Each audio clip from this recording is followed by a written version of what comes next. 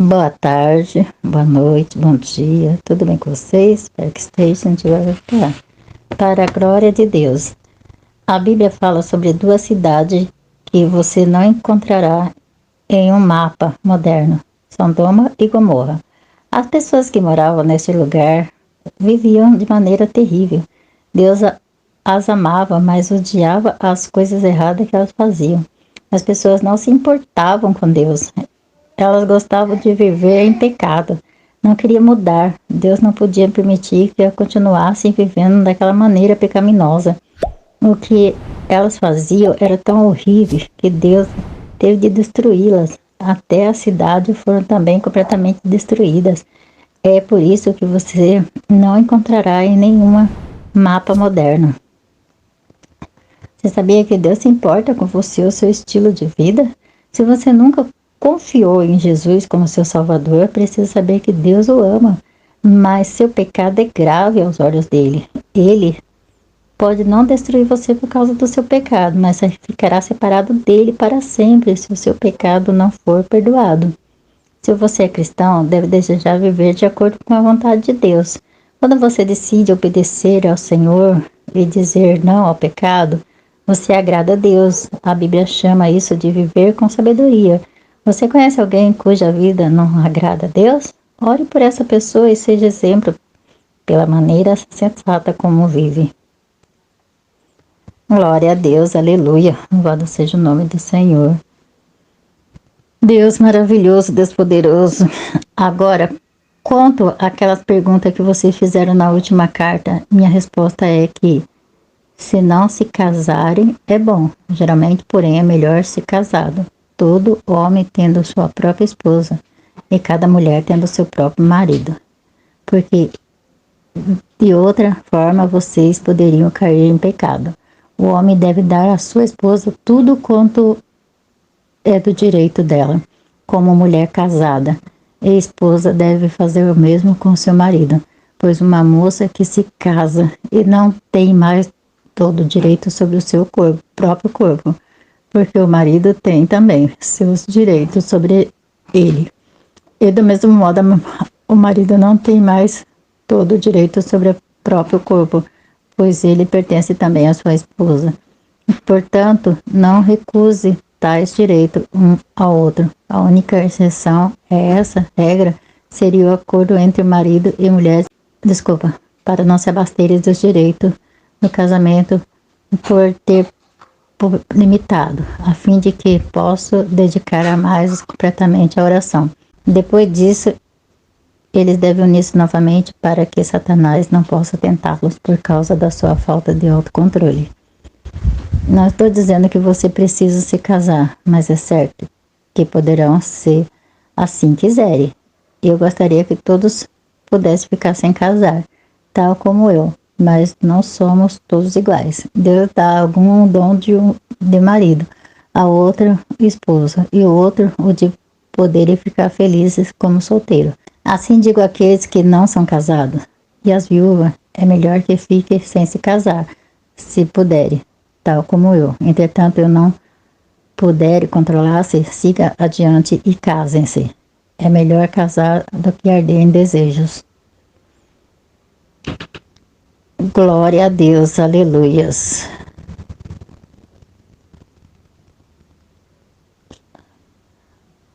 Agora, para aqueles que estão casados, eu tenho uma ordem, não uma sugestão apenas, e não é uma ordem minha, pois isso é o que o próprio Senhor disse à esposa.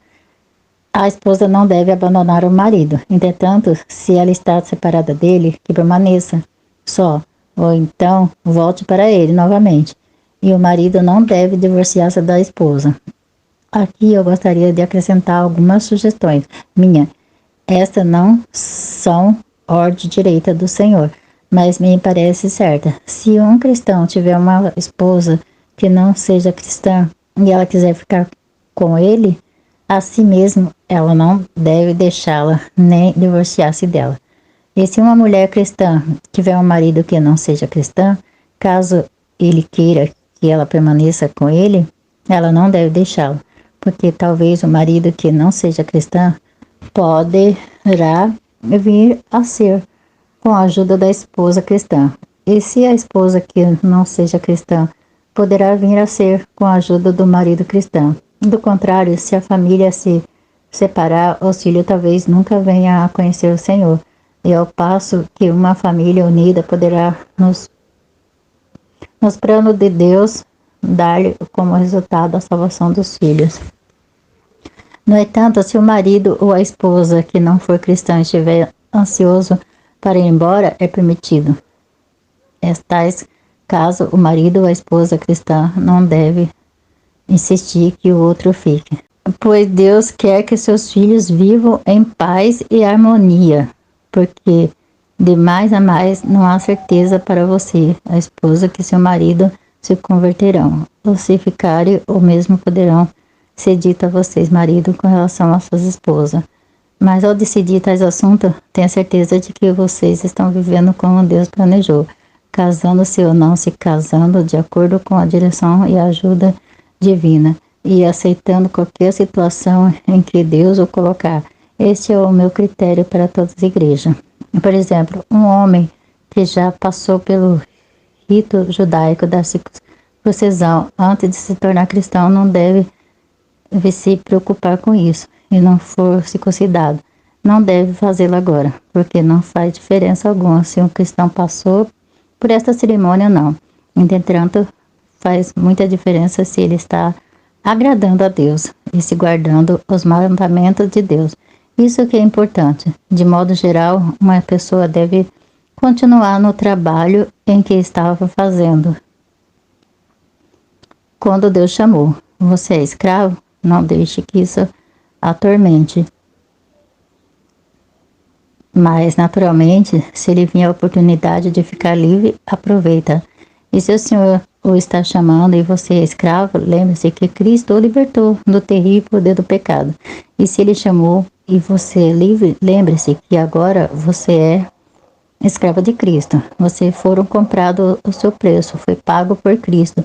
Portanto, você pertence a Ele. Liberte-se agora de todas essas vaidades e temores terrenos. Portanto, queridos irmãos, em qualquer situação em que alguém estiver, quando se torna cristão, que fique onde está, pois agora o Senhor está ali para ajudá-lo. Oremos. Bom, essa palavra se encontra em 1 Coríntios capítulo 7. Oremos.